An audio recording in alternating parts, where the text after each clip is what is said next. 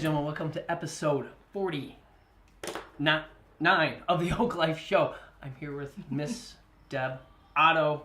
Deb just finished the workout. That's why she's glowing. Yeah, sparkle, glow, sweating like a pig. No, Deb, by nighttime, you're a superhero. By the daytime, you are... Teacher. So to all my teacher friends out there, Special education teacher. this is for you here. Okay. Because teachers basically live on Diet Coke. Oh, coffee, good. Coffee, yeah, no more sodas. Gotcha. But some, can I say the majority, the Diet Pepsi, Diet Coke, Yes. that flows like water in most schools, and then eating whatever happens to be in the teacher's workroom at any point in time. You have done a very nice job of changing some things, avoiding these things. Yes, trying. What's the secret? How do you avoid, you walk to get your mail, there's whatever dessert that somebody's parents brought in sitting right there. Right. Principal brings in donuts. Right. There's the vending Treat machine days. with it. The treat day. It's always somebody's birthday. Right. Yep, it is. There's always cupcakes. And every student brings in treats. And here, have a cupcake. And you're like, thank you. Save it for later. And then, yeah. And you don't want to make 8-year-old Johnny cry That's right. because you denied his cupcake. That's right. Yep. So what are your secrets to avoiding such things? Because if you eat everything, Deb, it could be bad. It's very bad. Yeah. I guess after being on precision nutrition, and just changing all of my bad habits. I mean, they've been years in the making, and so I finally just decided that the end result of me losing some weight over the summer is a better payoff than having a little treat here and a little treat there. And when I know it's treat day at school, I just pack up my yogurt, my vegetables, I take something else so that when I go in there, I know I have something else, and that I don't need all of that. Because when I look at all of the donuts, the brownies, the cookies, it's all sugar. And I don't even look at it as a brownie anymore. I look at it as sugar, and how am I going to get rid of all that sugar in my body? And is it really worth trying to get rid of it, all the extra work?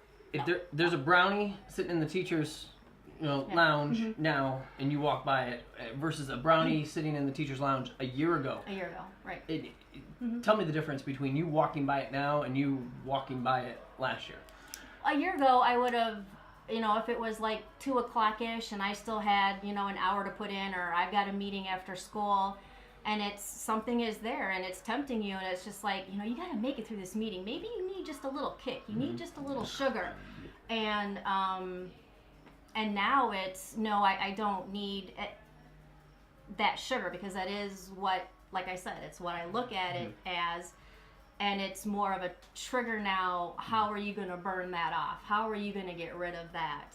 And I bring something else. I bring an apple, or I bring my celery and my almond butter, or I know that I have to have something else, or my almonds or something, and that's the better energy source than the brownie, the cookie that I'm gonna need. Gotcha. So in the way of, like, this is not an easy thing. It's not just like you rip the Band-Aid right off. It's like, especially at the beginning. It was very horrible, and I still fall. I still stumble. I mean, when I've got things going on in my life, like this past weekend, something happened, and stress comes. Totally carved out.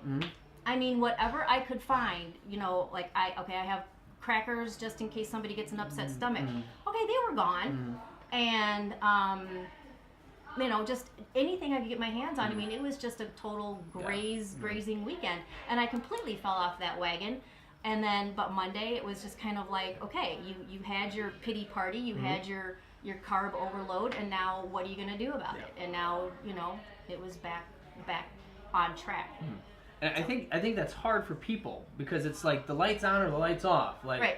I'm doing it, and then they fall off the wagon, and they fall hard off the wagon, right. Yeah. And then they can never get back on the wagon. But it shouldn't be that hard to get back on the wagon. Like, right. Like it's the wagon's not moving that fast. Like, you can always get back on. Right, and you have to. I mean, it's just food. It was an addiction for me. Totally addicted to food. I think it is for a lot of people. And You know, so it would be like, you know, trying to quit drinking, trying to quit smoking, you know, trying to quit sugar and all of the carbs. It's horribly wicked to go through, but you have to keep thinking big picture, long term. Why am I doing it? Why am I going to say no to that? To that little indulgence right now, and just keep in mind, and yeah, you will fall off. Oh, yeah.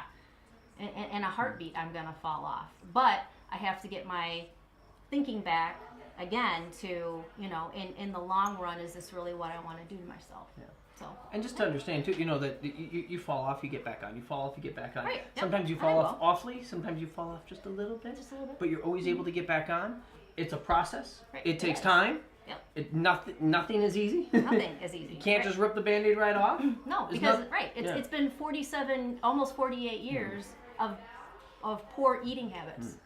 Food is comfort. Food is a celebration. Food is, you know, the wrong kind of food is energy. And so that's it's a horrible train to turn around. But slowly, you know, slowly it's getting turned around to, you know, thinking along the right way. Because those habits of switching to be like, I don't need to pack a lunch. Somebody will have something. To like, hey, I'm gonna bring some, you know, my almond butter and celery, you know, or some almonds or whatever it is. Like, that's a total mind shift for a lot of people. Yeah. But that didn't happen overnight. No. So you have to take your time with it. Yeah. Yeah. And be smart. One day at a time. And you know, it's like the weekdays are usually pretty good, and like I said, I mean, weekends again, you always have to, you know, think in the end, is this really what I want? So there's the question right there. Is this really what I want? Yeah. That's a great line to end on. Guys, thanks for watching. Deb, thank you.